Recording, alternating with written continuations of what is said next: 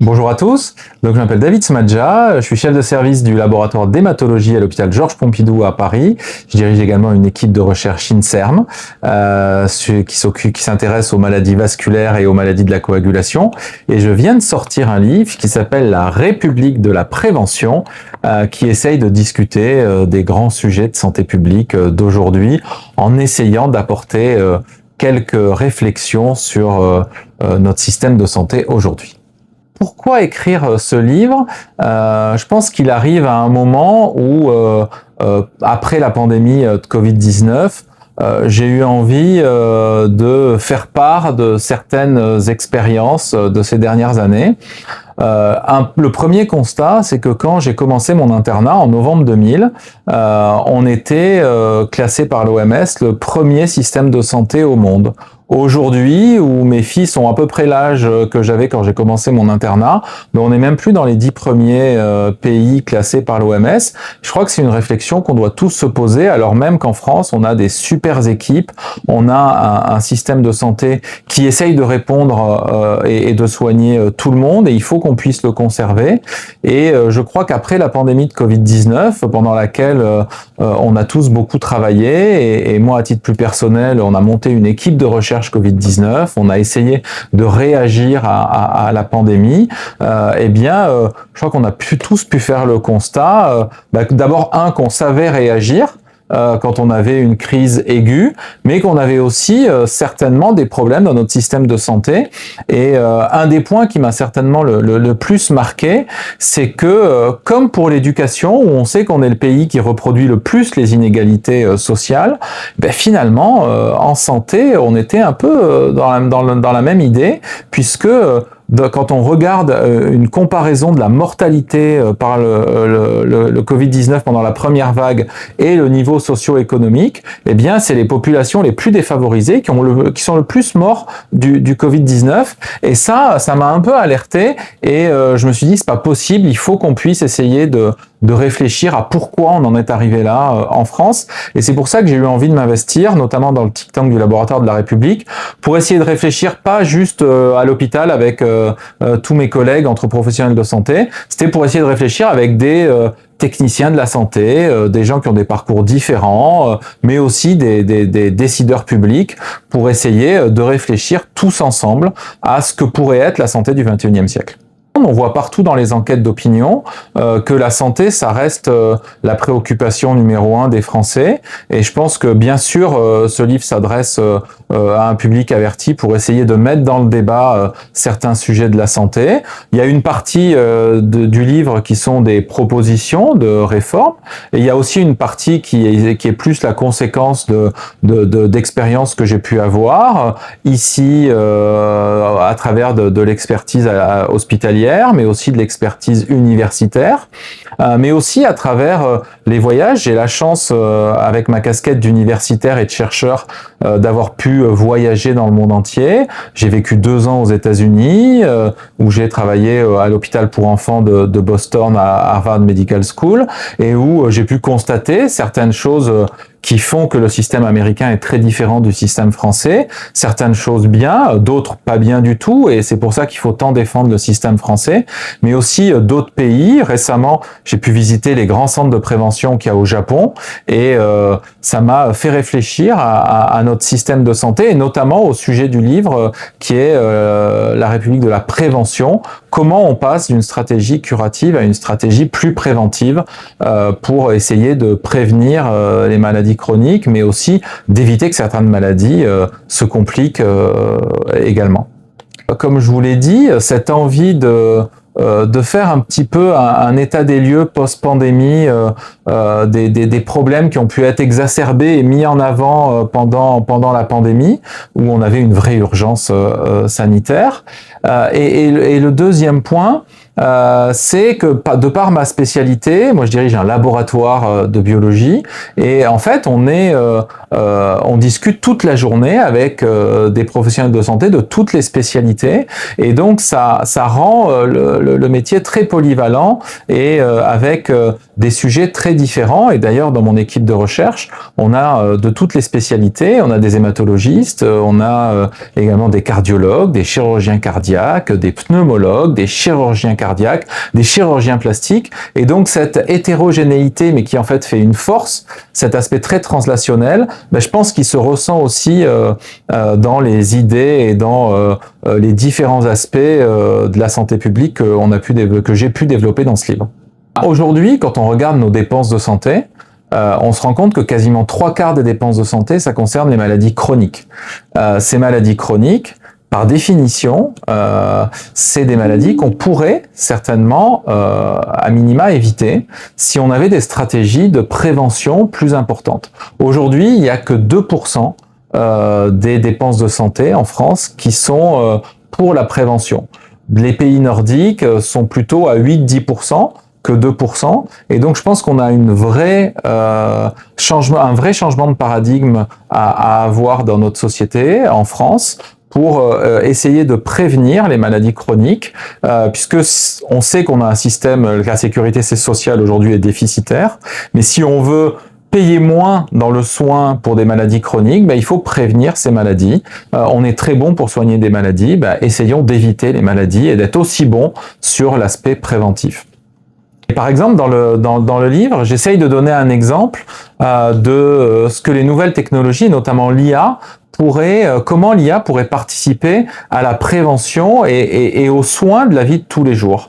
Et je donne cet exemple d'une dame qui a un début d'insuffisance cardiaque, à qui on peut détecter certains signes cliniques grâce à une montre connectée, ça va déclencher directement un rendez-vous avec son médecin traitant, mais également avec une infirmière. Et en fait, j'essaye de montrer qu'avec des outils qu'on a déjà, mais qui sont pas dans la vie de tous les jours de toutes les personnes en France, eh bien comment ces nouvelles technologies pourraient participer à une meilleure prévention au quotidien et aussi à l'adaptation des modes de vie, puisqu'il y a ça aussi, c'est que je pense qu'on doit avoir des modes de vie qui s'adaptent pour essayer de prévenir ces maladies chroniques ou faire de la prévention lorsque la maladie chronique est installée pour pouvoir éviter une aggravation de la maladie.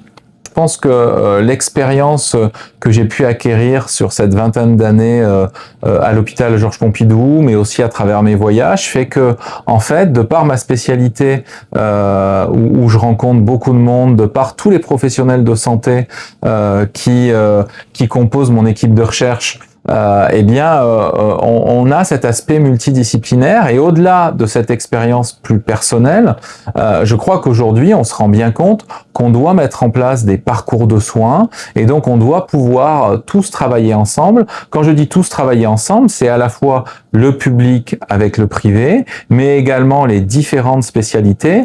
Et sur ce point-là, je crois que réellement, si on loupe pas cette deuxième grande transformation numérique qu'est l'intelligence artificielle, je crois qu'en France, on a un peu loupé la première, il faut surtout pas louper la deuxième. Si on arrive à mettre en place des stratégies grâce à l'IA de prévention qui vont pouvoir mettre en connexion le malade avec ses différents acteurs professionnels de santé, mais également les professionnels de santé entre eux, on va pouvoir essayer d'éviter des actes redondants et faire travailler les gens ensemble. Je crois que on peut plus parler de spécialité par spécialité, il faut qu'on ait des parcours de soins intégrés et donc il faut arrêter de travailler tout seul dans son coin, on doit tous travailler ensemble.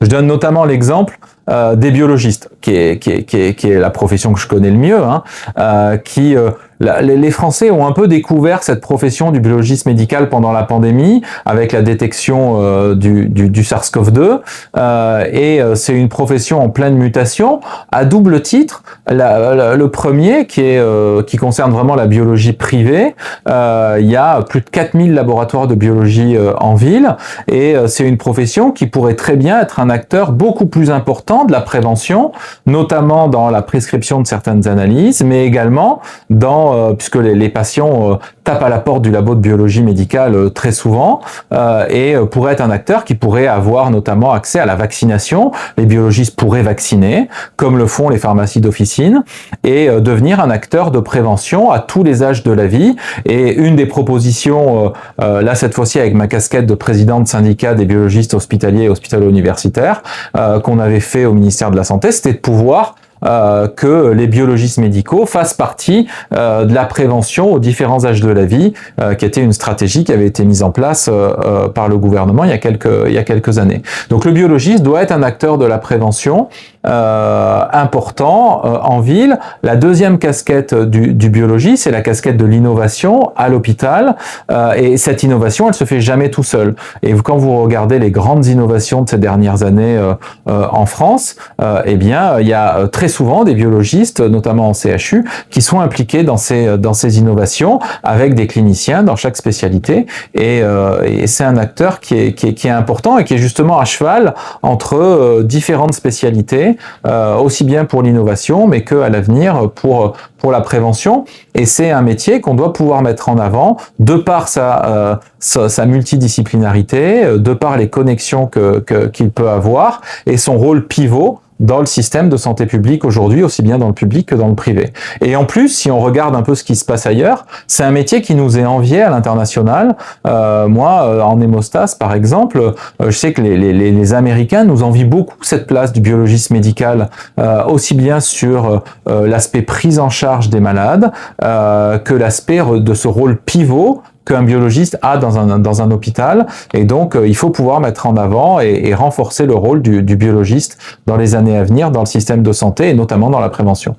Et donc ce rôle du biologiste dans l'intelligence artificielle, dans l'innovation, il est important notamment aussi dans la collecte de données. Aujourd'hui, on n'est pas hyper bon dans l'analyse de la collecte de données, on génère tous beaucoup de données et aujourd'hui on se rend compte que ces données, il faut qu'on puisse les utiliser en temps réel dans nos hôpitaux, mais aussi dans le privé. Je crois que cette collecte de données, elle doit pouvoir se mettre en place pour participer aux soins et aussi pour entrer dans des stratégies de prévention.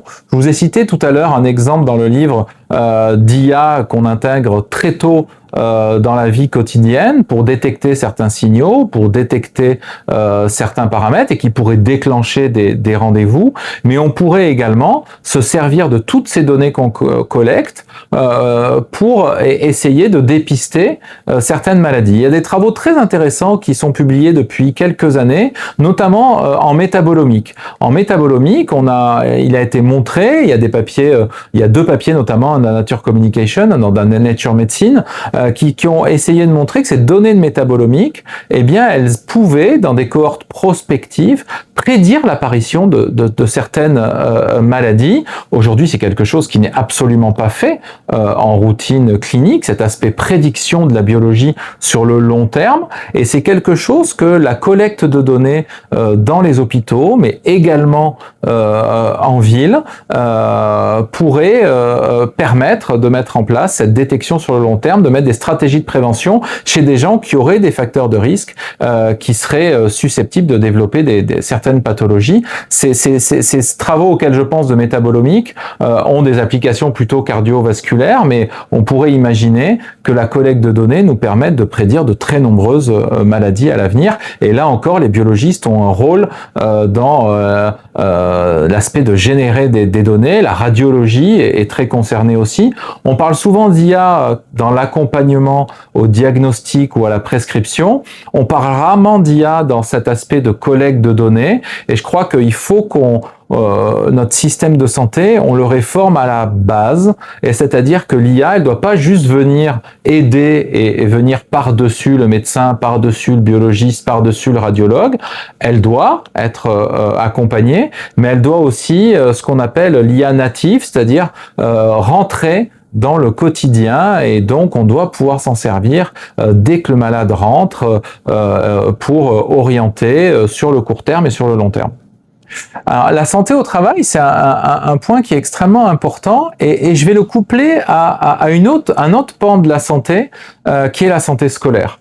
Aujourd'hui, il y a deux pans qui sont extrêmement importants dans la prévention, qui sont les enfants pendant toute leur scolarité et le suivi de toutes les personnes durant leur vie professionnelle. Et en fait, ces deux pans de la santé qui ne sont pas rattachés au ministère de la Santé et qui donc sont pour la santé scolaire dépendante du ministère de l'Éducation nationale, pour la santé au travail qui dépend de plusieurs autres ministères. Et en fait, une des propositions dans ce livre, c'est de rattacher ces deux pans qui sont extrêmement importants dans les stratégies de prévention, notamment dans l'éducation à la santé, mais aussi pour dépister des maladies. Et cette santé au travail qui mériterait qu'on s'y attache beaucoup plus, qui mériterait d'être aussi homogénéisée en France. Aujourd'hui, on a des structures très différentes qui s'intéressent à la santé des travailleurs.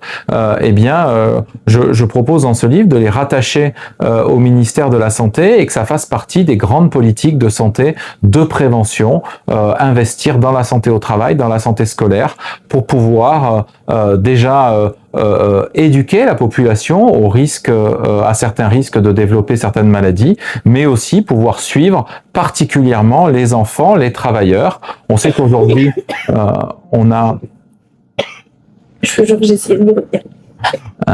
on sait qu'aujourd'hui, on a un vrai sujet de santé mentale des travailleurs, mais aussi de notre jeunesse. Et en investissant dans la santé scolaire, on va pouvoir essayer de mieux prendre en charge les problèmes de santé mentale de notre jeunesse.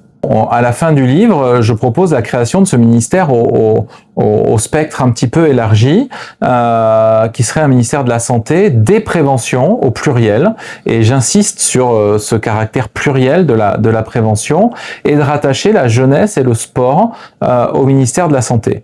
Aujourd'hui, on voit bien, et on vient d'en parler avec la santé scolaire, on voit bien que il faut s'intéresser à la santé des jeunes et qu'aujourd'hui, si on veut prévenir des maladies chroniques, il va falloir expliquer la santé dès le plus jeune âge, aussi bien pour détecter des problèmes de la jeunesse, mais aussi pour éduquer la jeunesse à des nouveaux risques aussi. On est passé au 21e siècle et on n'a pas trop changé de modèle de société, de modèle d'éducation. Et je crois qu'aujourd'hui, la jeunesse est exposée à des risques nouveaux, notamment aux réseaux sociaux. Alors, il y a une loi qui est pas passée encore, qui interdit les réseaux sociaux avant 15 ans. Donc ça fait partie des choses qui sont en évolution, mais je crois que la jeunesse, elle est exposée aux réseaux sociaux, à des sources d'informations différentes, aussi à beaucoup de désinformation. Et aujourd'hui, la prise en compte de ces nouveaux risques, elle doit se faire, je crois, dans le cadre de ce ministère de la Santé élargi pour pouvoir prendre en compte ces nouveaux risques sur la santé mentale, sur la santé physique de notre jeunesse. Et le sport est aussi une réponse à apporter dans les stratégies de prévention. Et il faut arrêter de considérer le sport comme une activité annexe. Moi, je crois que le sport, il doit faire partie de nos vies, de la vie de notre jeunesse, de la vie de nos enfants.